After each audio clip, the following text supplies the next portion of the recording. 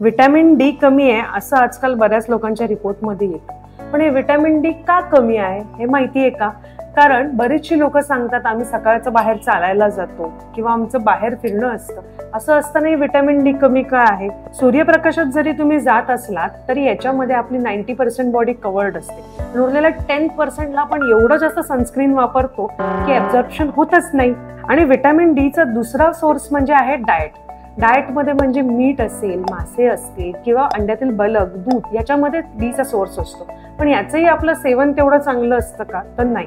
मग डेफिशियन्सी होणारच आहे. आता या डेफिशियन्सीचे सिम्पटम्स काय? थकवा येणं, झोप नीट न होणं, वारंवार मूड स्विंग्स होणं, सांधे दुखणं आणि या सगळ्यामुळे ओव्हरऑल फटीग येणं. आता या डेफिशियन्सीसाठी बरेचसे डॉक्टर सॅशे किंवा टॅबलेट्स देतात आणि ते आठवड्यातनं एकदा घेतले जातात आणि नंतर मग मेंटेनन्स डोस दिला जातो.